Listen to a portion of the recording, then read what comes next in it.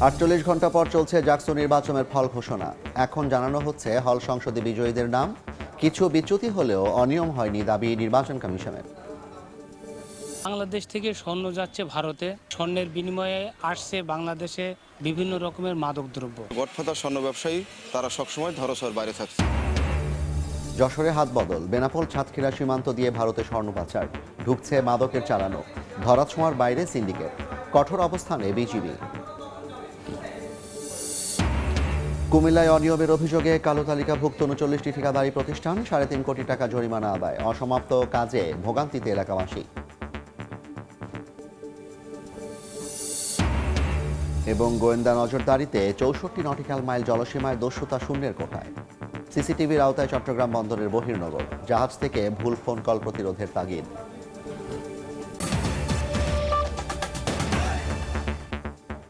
বাংলার সময়ের সঙ্গে আছি আমি জাফর সাদিক। জাহাঙ্গীরনগর বিশ্ববিদ্যালয় হল সংসদ নির্বাচনের ফল ঘোষণা চলছে, সরাসরি যাচ্ছি সেখানে। বিনা প্রতিদ্বন্দ্বিতায় নির্বাচিত secretary social entertainment and drama Kamrul Hasan Hiron, নাটক ও নাট্যতত্ত্ব বিভাগ বিনা প্রতিদ্বন্দ্বিতায় নির্বাচিত। Athletics secretary Mohammad Al Mamun, ICLC বিনা প্রতিদ্বন্দ্বিতায় নির্বাচিত। Assistant athletics secretary Mohammad Mahbubur Rahman, পদার্থ বিজ্ঞান বিভাগ বিনা প্রতিদ্বন্দ্বিতায় নির্বাচিত। এবং এক্সিকিউটিভ মেম্বার্স কার্যকরী সদস্যের 3টা পদ থাকলেও আমরা আবেদন পেয়েছি একটি আবেদন পেয়েছি। মোহাম্মদ ইমরানুল হাসান, ম্যানেজমেন্ট স্টাডিজ বিভাগ, উনি বিনা প্রতিদ্বন্দ্বিতায় নির্বাচিত হচ্ছেন। ধন্যবাদ সবাইকে। অনেক ধন্যবাদ আপনাকে। এ পর্যায়ে আমি আহ্বান করছি মৌলানা ভাসানী হলের রিটার্নিং অফিসার। ধন্যবাদ স্যার। আমি কাজী মোহাম্মদ মহসিন, রিটার্নিং অফিসার হিসেবে মৌলানা ভাসানী হল সংসদ নির্বাচন 2025-এর ফলাফল ঘোষণা করছি।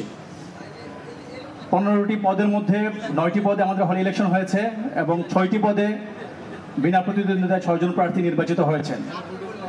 এর মধ্যে executive member Ali Nawaz, accounting and information systems, Mohammad Zubair Hossain, দর্শন বিভাগ, রিফাত মাহমুদ, বাংলা বিভাগ, এই 3 জন বিনা প্রতিদ্বন্দ্বিতায় এক্সিকিউটিভ মেম্বার পদে নির্বাচিত হয়েছেন। অ্যাসিস্ট্যান্ট অ্যাথলেটিক্স সেক্রেটারি প্রতিদ্বন্দ্বিতা করেছেন 2 জন। আব্দুল্লাহ আল সাবির, ইতিহাস বিভাগ, তিনি পেয়েছেন 205 ভোট। মোহাম্মদ আলী সিয়াম, ইংরেজি বিভাগ, তিনি পেয়েছেন 158 ভোট। বিজয়ী হয়েছেন আব্দুল্লাহ আল সাবির, ইতিহাস বিভাগ। অ্যাথলেটিক্স সেক্রেটারি প্রতিদ্বন্দ্বী ছিলেন 1 জন, রফিকুল ইসলাম, দর্শন বিভাগ, তাই তিনি বিনা প্রতিদ্বন্দ্বিতায় নির্বাচিত হয়েছেন। Secretary social entertainment and drama প্রার্থী ছিলেন 2 জন, গৌতম চন্দ্র, চারুকলা, তিনি পেয়েছেন 230 ভোট। এবং মোহাম্মদ রাইহানুল ইসলাম দুর্জয়, পদার্থবিজ্ঞান বিভাগ, তিনি পেয়েছেন 128 ভোট। বিজয়ী হয়েছেন গৌতম চন্দ্র, চারুকলা বিভাগ। সেক্রেটারি সোশ্যাল সার্ভিস প্রতিদ্বন্দ্বী ছিলেন 2 জন, মোহাম্মদ উবাইদুল ইসলাম ফুরকান, পদার্থবিজ্ঞান বিভাগ, তিনি পেয়েছেন 120 ভোট। এবং মোহাম্মদ তানজির রহমান হিমেল, ভূগোল ও পরিবেশ বিভাগ, তিনি পেয়েছেন 237 ভোট। বিজয়ী হয়েছেন মোহাম্মদ তানজির রহমান হিমেল, ভূগোল ও পরিবেশ বিভাগ। সেক্রেটারি হেলথ প্রতিদ্বন্দ্বী ছিলেন 2 জন, মোহাম্মদ সারোয়ার জাহান, আইন ও বিচার বিভাগ, তিনি পেয়েছেন 156 ভোট। এবং মোহাম্মদ ফাহিম ফয়সাল চৌধুরী, বাংলা বিভাগ, তিনি পেয়েছেন 198 ভোট। বিজয়ী হয়েছেন মোহাম্মদ ফাহিম ফয়সাল চৌধুরী, বাংলা বিভাগ। সেক্রেটারি ডাইনিং অ্যান্ড ক্যান্টিন, এই পদে কোনো প্রতিদ্বন্দ্বিতা হয়নি, বিনা প্রতিদ্বন্দ্বিতায় নির্বাচিত হয়েছেন সাবেদ মুরসালিন, ইতিহাস বিভাগ। সেক্রেটারি কমন রুম, এই পদেও কোনো প্রতিদ্বন্দ্বিতা হয়নি, বিনা প্রতিদ্বন্দ্বিতায় নির্বাচিত হয়েছেন ইবনে আসিফ তাসিন, ভূগোল ও পরিবেশ বিভাগ। সেক্রেটারি রিডিং রুম, এই পদে প্রার্থী ছিলেন 2 জন, সাইদুল, লোক প্রশাসন বিভাগ, তিনি পেয়েছেন 206 ভোট। এবং মোহাম্মদ সিফাত আরিফিন ইতিহাস বিভাগ, তিনি পেয়েছেন 148 ভোট। বিজয়ী হয়েছেন সাইদুল লোক প্রশাসন বিভাগ। লিটারারি সেক্রেটারি এই পদে প্রতিদ্বন্দ্বিতা করেছেন 3 জন। আরাফাত আহমেদ সরকার ও রাজনীতি বিভাগ, তিনি পেয়েছেন 54 ভোট। Mohammad Rad Shahmad accounting and information systems, তিনি পেয়েছেন 112 ভোট। এবং শফিকুল ইসলাম অর্থনীতি বিভাগ, তিনি পেয়েছেন 184 ভোট। বিজয়ী হয়েছেন শফিকুল ইসলাম অর্থনীতি বিভাগ। অ্যাসিস্ট্যান্ট জেনারেল সেক্রেটারি এই পদে প্রার্থী ছিলেন 2 জন। মোহাম্মদ হিমেল বাবু বাংলা বিভাগ 165 ভোট পেয়েছেন এবং রাকিব হাসান উদ্ভিদ বিজ্ঞান বিভাগ, তিনি পেয়েছেন 198 ভোট। জাকসুর হল সংসদের পরই শুরু হবে কেন্দ্রীয় সংসদ নির্বাচনের ফল ঘোষণা। সে সময় সরাসরি সম্প্রচার করবে সময় সংবাদ। হল সংসদ নির্বাচনের ফল ঘোষণার বাকি অংশ দেখতে ভিজিট করুন সময় টিভির ফেসবুক পেজে। এদিকে রাকসু নির্বাচনে মনোনয়ন প্রত্যাহারের শেষ দিনে 14 জন প্রার্থী প্রত্যাহারপত্র জমা দিয়েছেন। এর মধ্যে 2 জন ভিপি এবং জিএস ও সাধারণ সম্পাদক পদে 1 জন করে প্রার্থীও রয়েছেন। বাকিরা বিভিন্ন সম্পাদক পদে প্রার্থী হয়েছিলেন। আবেদনকারী বেশিরভাগ শিক্ষার্থী একাধিক পদে প্রার্থী হওয়ায় একটি পদ রেখে অন্য পদ থেকে সরে যান। এদিকে রোববার চূড়ান্ত প্রার্থী তালিকা ঘোষণা করার কথা রয়েছে। এরপর আনুষ্ঠানিক প্রচার শুরু হবে। নির্বাচন ঘিরে শিক্ষার্থীদের মধ্যে বিরাজ করছে ব্যাপক উৎসাহ উদ্দীপনা। 25 সেপ্টেম্বর অনুষ্ঠিত হবে রাকসু নির্বাচনের ভোট গ্রহণ। বাংলার সময় আরও থাকছে।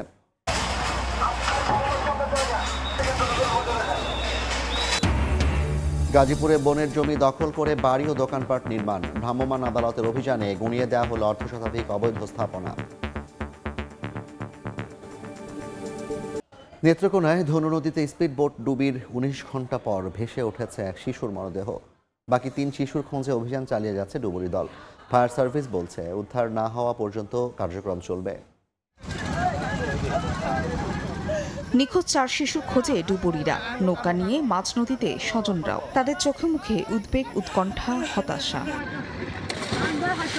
শনিবার সকাল থেকে নেত্রকোনার খালিয়াজুরির পাঁচহাট এলাকায় ধনু নদীর বিভিন্ন পয়েন্টে তল্লাশিতে ফায়ার সার্ভিসের ডুবুরি দল। দুর্ঘটনাস্থল থেকে আধা কিলোমিটার দূরে দুপুর 1:30টার দিকে ভেসে ওঠে উষামণির মরদেহ। বাকি 3 শিশু সন্ধানে উদ্ধার চলমান। আশায় বুক বেঁধে আছেন স্বজনরা। তুষামণির মতো মিলবে তাদেরও সন্তান। ড্রাইভারে আবার ইচ্ছা যে আমি আপাতত নিয়া কান্দাত বেড়া দিই বাদে যেটি করো। ড্রাইভার যখন স্টার্ট করছে আবার হালদা উঠিয়া বাই বাই ডুবাই দিছে হিজবুত। 4টা সন্তান নদীর তলে গেছে, এরা বাঁচাইছে না। ইচ্ছে করলে বাঁচাইতে লয়। আমি সবার কাছে এটার বিচার চাই। নৌকা ড্রাইভার এই মুহূর্তে না মারিয়া সে যদি লুক রিসিভ করতো, আমার মনে এই ঘটনা ঘটতো। ফায়ার সার্ভিস বলছে সর্বোচ্চ গুরুত্ব দিয়ে খোঁজ চলছে। উদ্ধার না হওয়া পর্যন্ত অব্যাহত থাকবে কার্যক্রম। সকাল থেকে উদ্ধার কাজ পরিচালনা করছি, এখন পর্যন্ত উদ্ধার কাজ করে যাচ্ছি। তবে কিছুক্ষণ আগে একটা শিশু বাচ্চার লাশ ভাসমান অবস্থায় পাওয়া গেছে। শুক্রবার বিকেলে স্পিড বোটে কিশোরগঞ্জের ইটনার মৃগা এলাকায় বিয়েতে যাচ্ছিলেন কয়েকজন। পথে একটি মাছ ধরার নৌকার সঙ্গে ধাক্কা লাগে স্পিড বোটটির। এই সময় নৌকার মাঝি ও স্পিড বোট চালকের ধস্তাধস্তিতে পানিতে পড়ে নিখোঁজ হয় 4 শিশু। সময় সংবাদ, নেত্রকোনা। অন্তর্বর্তী সরকার মানবাধিকার নিশ্চিতে বেঞ্চমার্ক প্রতিষ্ঠা করতে চায় বলে মন্তব্য করেছেন উপদেষ্টা ডক্টর আসিফ নজরুল। একই অনুষ্ঠানে মানবাধিকার কমিশন যাতে স্বাধীন তদন্ত ক্ষমতা নিয়ে কাজ করতে পারে তা নিশ্চিতের আহ্বান জানিয়েছেন গৃহায়ন ও গণপূর্ত উপদেষ্টা আদিলুর রহমান খান। সকাল থেকে দুপুর পর্যন্ত কক্সবাজারে উখিয়া একটি হোটেলে লেজিসলেটিভ ও সংসদ বিষয়ক বিভাগ ও ইউএনডিপির আয়োজন অনুষ্ঠিত হয় জাতীয় মানবাধিকার কমিশন আইন 2009 এর সংশোধনী বিষয়ক পরামর্শ কর্মশালা।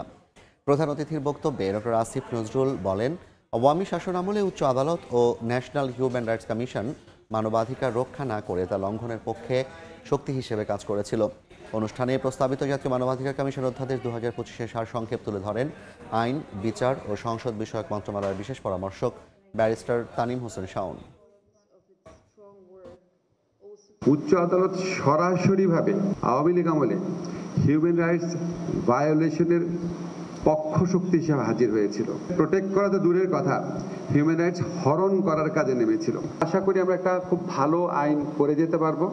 বাট আইন means nothing unless it is implemented properly. গুম কমিশন তো একটা সময় পরে থাকবে না, কিন্তু গুমের ঘটনাগুলো তো কন্টিনিউইং ক্রাইম, এই ক্রাইমটা তো চলতে থাকে, চলমান ক্রাইম। তাই সেই ন্যাশনাল হিউম্যান রাইটস কমিশনের উপরে ওইটা তদন্তের কাজ চালা যাওয়া, কারণ আরো অনেক মানুষ তো এখনো গুম হয়ে আছে, যারা ফেরত আসে নাই, তারা কোথায় গেল, তাদের হিসাব লাগবে তো। বাংলার সময় আরও থাকছে। পর্যটক টানছে চাঁদপুরের 3 নদীর মোহনার অপার সৌন্দর্য। আন্তর্জাতিক মানের পর্যটন কেন্দ্র নির্মাণের উদ্যোগ সরকারের। আগামীতে যারা দেশ পরিচালনা করবে তাদের জবাবদিহিমূলক সরকার হবে বলে আশা প্রকাশ করেছেন শ্রম ও কর্মসংস্থান এবং নৌপরিবহন মন্ত্রণালয়ের উপদেষ্টা অবসরপ্রাপ্ত brigadier general M Sakhawat Hossain. আগামী ফেব্রুয়ারিতে নির্বাচন হবে বলেও আশ্বস্ত করেন তিনি। দুপুরে বরিশাল সার্কিট হাউসে সাংবাদিকদের প্রশ্নের জবাবে তিনি একথা বলেন। এই উপদেষ্টা পরিষদ খুবই ক্লিয়ার, আমরা ফেব্রুয়ারিতে যে তারিখ দেওয়া হয়েছে বা যে সময় দেওয়া হয়েছে এই সময় ইলেকশন হবে। আশা করি যে যারা আসবেন তারা একটা লিবারেল ডেমোক্রেটিক জবাবদিহিতামূলক সরকার গঠন করবেন এবং অতীতের সরকারের মতো হয়তো ভবিষ্যতে এই ধরনের কোনো সরকার হবে না, চেক অ্যান্ড ব্যালেন্সের বিষয়টি দেখবেন। কিন্তু আমাদের তরফ থেকে আমরা অত্যন্ত পরিষ্কার যে ফেব্রুয়ারিতে ইলেকশন কমিশনের তত্ত্বাবধানে ইলেকশনটা হবে, এখানে আমাদের কিছু করণীয় থাকবে না। বিদেশ থেকে মাংস আমদানির যে প্রক্রিয়া ছিল তা আর দরকার নেই জানিয়েছেন মৎস্য ও প্রাণী সম্পদ মন্ত্রণালয়ের উপদেষ্টা ফরিদ আক্তার। সকালে নীলফামারী সৈয়দপুরে বাংলাদেশ প্রাণী সম্পদ গবেষণা ইনস্টিটিউটের আঞ্চলিক কেন্দ্রের উদ্বোধনী অনুষ্ঠানে তিনি একথা বলেন। বিদেশ থেকে মাংস আনলে কিছু রোগ সাথে আসার সম্ভাবনা থেকে যায়, তা আমরা সেটাও আমাদের যে directorate of livestock service, department of livestock service আছে, তারা এটা পরীক্ষা নিরীক্ষা করবেন এবং এর বাইরে কখনোই মানে জনগণের হাতে যেন না পৌঁছায় এই ধরনের মাংস, সেটা আমরা সচেতন থাকবো। গাজীপুরের বনের জমিতে অবৈধভাবে গড়ে ওঠা অর্ধ শতাধিক স্থাপনা উচ্ছেদ করা হয়েছে। বিকেলে কালিয়াকৈরের পূর্ব চান্দরায় সরকারপাড়া এলাকায় পুলিশের সহায়তায় অভিযান চালায় বন বিভাগ। এ সময় বন বিভাগের জমিতে অবৈধভাবে গড়ে ওঠা দোকান, বসতঘর সহ 65টি স্থাপনা ভেঙে ফেলা হয়। 5 আগস্টের গণঅভ্যুত্থানের পরপরই জেলার বিভিন্ন সংরক্ষিত বনাঞ্চলের ভূমি জবরদখল করে অনেক অবৈধ বসত বাড়ি ও স্থাপনা নির্মাণ করা হয়। জয়পুরহাটে স্ত্রীকে কুপিয়ে হত্যার অভিযোগ উঠেছে স্বামীর বিরুদ্ধে। ঘটনায় অভিযুক্তকে গ্রেফতার করা হয়েছে। স্বজনরা জানান, সদর উপজেলার তাজপুর গ্রামের জহির উদ্দিন ও রোকেয়া বেগম দম্পতির মধ্যে পারিবারিক কলহ লেগেই থাকত। এরই জেরে শুক্রবার রাতে আবারও ঝগড়া লাগে। এক পর্যায়ে রোকেয়াকে ধারালো অস্ত্র দিয়ে কুপিয়ে হত্যা করে ক্ষুব্ধ জহির। সকালে বিষয়টি জানাজানি হলে তাকে আটক করে থানায় খবর দেন প্রতিবেশীরা। পরে পুলিশ এসে লাশ উদ্ধার করে সদর হাসপাতালের মর্গে পাঠায়। পাশাপাশি জহিরকে গ্রেফতার করা হয়।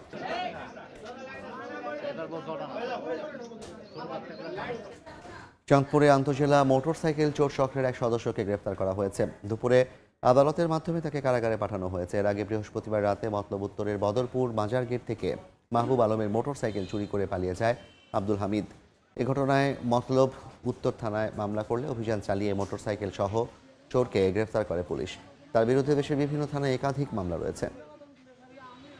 নিরাপত্তা টহল জোরদারের পাশাপাশি গোয়েন্দা নজরদারি বাড়িয়ে 64 নটিক্যাল মাইল জলসীমায় জলদস্যুতা শূন্যের কোটায় নামিয়ে এনেছে চট্টগ্রাম বন্দর কর্তৃপক্ষ। সিসিটিভি ক্যামেরার আওতায় আনা হয়েছে বহির্নগরের বিশাল একটি অংশ। অবশ্য আন্তর্জাতিক সংস্থা রিক্যাপ চলতি বছরে 2টি অঘটনের তথ্য দিলেও অনুসন্ধান শেষে তার কোনো সত্যতা পায়নি বলে দাবি বন্দরের। শাখা ত্রিপুর ক্যামেরায় বিস্তারিত জানাচ্ছেন কমল দেব।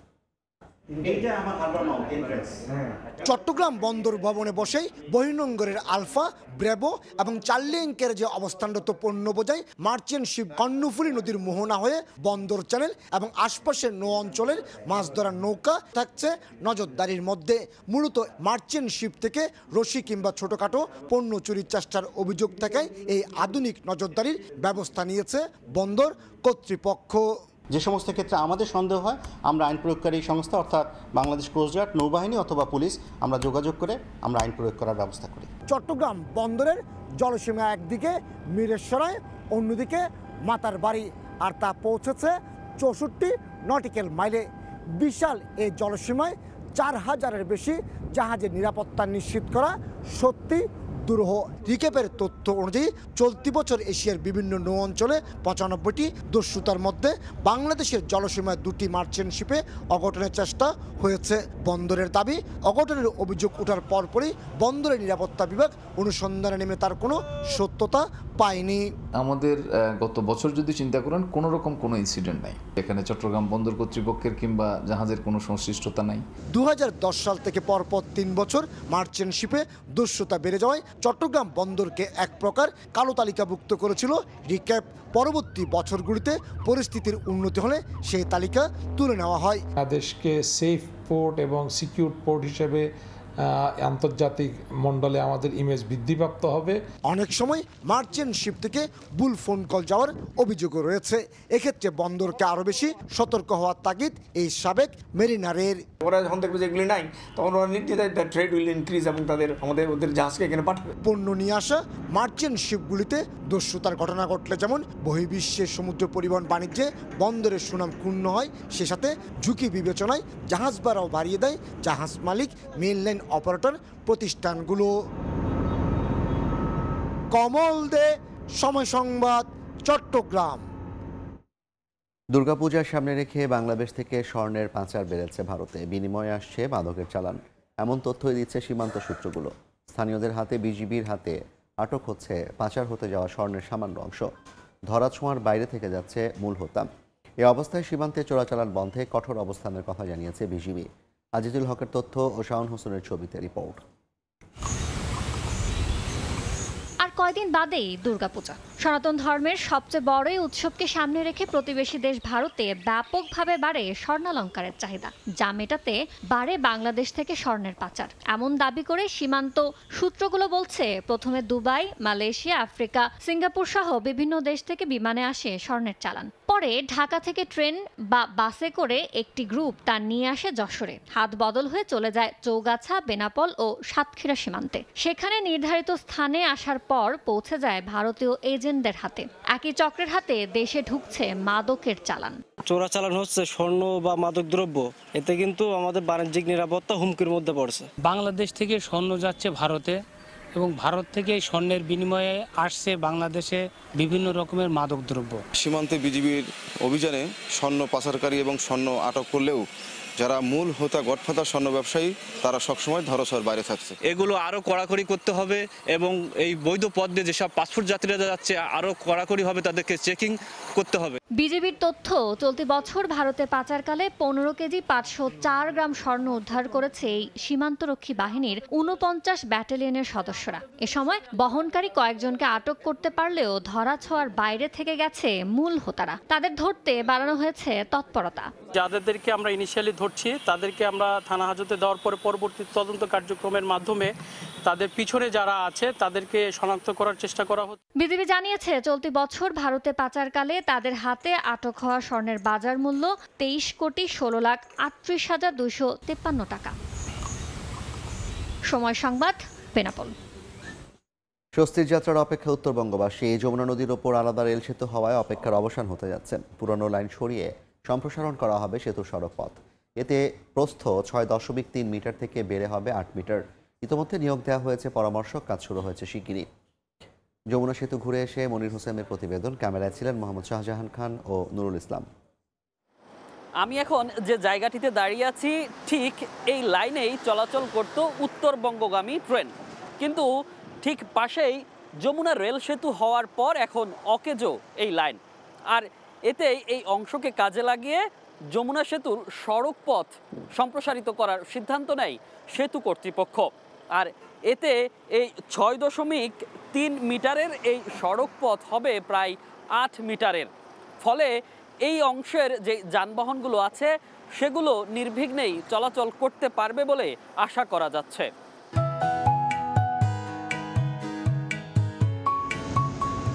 সেতুর এই প্রস্থতা নিয়ে যে প্রত্যাশা, সেটির গুরুত্ব বুঝতে হলে ফিরে যেতে হবে 2 দশক আগে। উত্তরবঙ্গবাসীর স্বপ্ন পূরণে যমুনা সেতুর ওপর এই 4 লেনের সেতু চালু হয় 1998 সালে। সড়ক সেতু চালুর শুরুতে রেল চলাচলের ব্যবস্থা না থাকলেও পরবর্তীতে চাহিদার আলোকে নকশা বদলে সেতুর একপাশেই বসানো হয় রেল লাইন। এতে সংকুচিত হয়ে যায় সড়ক পথ। তবে সে সময় সড়কের পাশাপাশি উপকৃত হন রেলপথের যাত্রীরাও। পরের 2 দশকে সড়কে যানবাহনের চাপ বেড়েছে কয়েক গুণ। ফলে সেতুর দুপাশেই সৃষ্টি হচ্ছে তীব্র যানজট আর ভোগান্তি। ঈদের সময় এই দুর্ভোগ হয় অসহনীয়। শুধু যানজটই নয়, প্রস্থতা কম থাকায় প্রতিনিয়ত ঘটছে দুর্ঘটনাও। সম্প্রতি এই রেললাইন অপসারণের মাধ্যমে এ পথের যাত্রীদের মাঝে মিলছে স্বস্তির যাত্রার ইঙ্গিত। এখান থেকে যখন 2টা গাড়ি ক্রস করি, পাশাপাশি ওভারটেক করি, তখন শান্তিম জায়গা থাকে একদম সামান্য, মানে যদি এদিকে তো এদিকে হয় শেষ। যখন এটা একটু চওড়া হবে, বড় হবে, তখন ইজিলি পাস হতে পারবে। রেললাইন সরাচ্ছে, এই কারণে যদি আমাদের বড় হয় তাহলে আমাদের গাড়ি ঘোড়া দুপাকে সামান একটু সোজা হবে, ভালো হবে। সেতু বিভাগ বলছে প্রতিদিন গড়ে যমুনা সেতুতে যাতায়াত করে 20 থেকে 22,000 গাড়ি। আর বর্তমানে সেতু আন্তর্জাতিক মানের না হওয়ায় চাপ সামলাতে হিমশিম খেতে হয়। তাই রেললাইন সরিয়ে সড়ক সম্প্রসারণের সিদ্ধান্ত নেয় কর্তৃপক্ষ। তবে এতে প্রশ্ন ওঠে সেতুর সক্ষমতা নিয়ে। যদিও সেতু বিভাগের প্রধান প্রকৌশলী বলছেন অবকাঠামোগত দিক থেকে ফিট আছে যমুনা সেতু। আর সেতু সংস্কারে ট্রাফিক ম্যানেজমেন্টকে বড় চ্যালেঞ্জ হিসেবে দেখছেন এই কর্মকর্তা। এতে নিশ্চিতভাবেই যান চলাচলে আরও গতিশীলতা আসবে এবং পাশাপাশি যখন যানবাহনের চাপ থাকে ওই সময় আমাদের ট্রাফিক ব্যবস্থাপনাটা আরও সহজতর হবে। সার্বিক দিক থেকে স্ট্রাকচারালি ফিট আছে।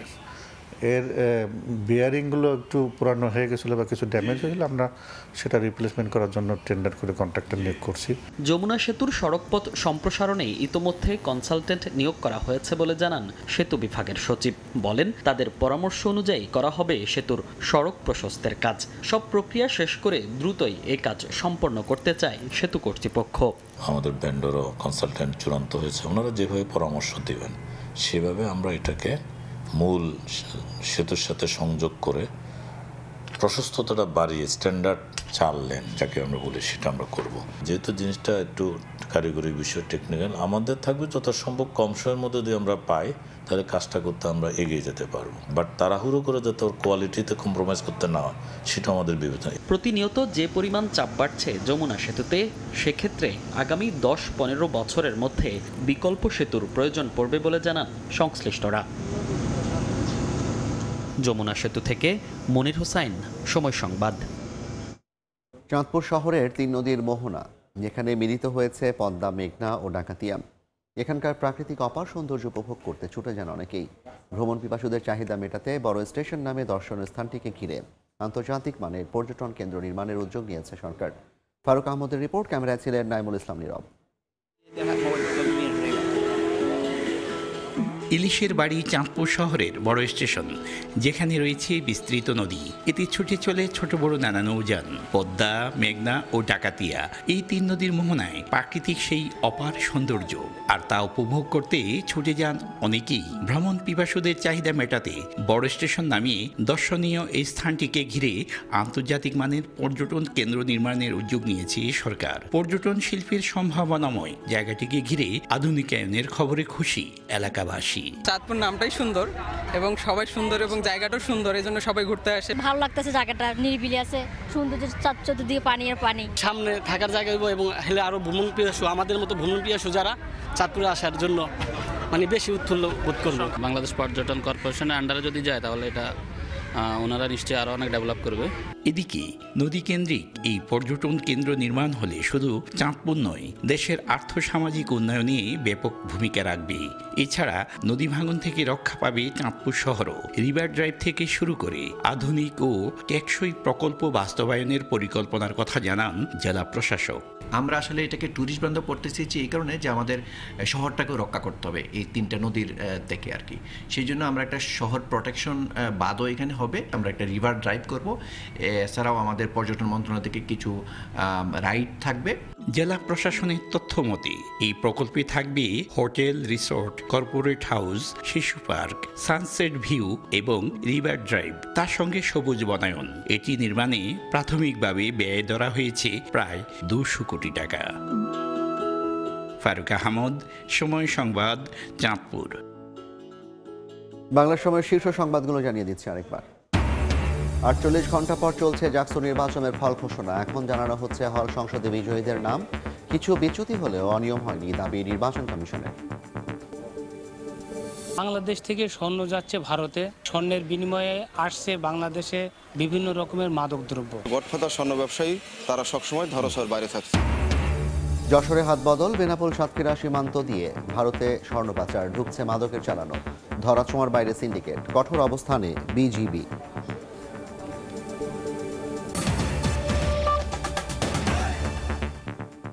এই ছিল বাংলা সময়, সঙ্গে থাকুন সময়ের।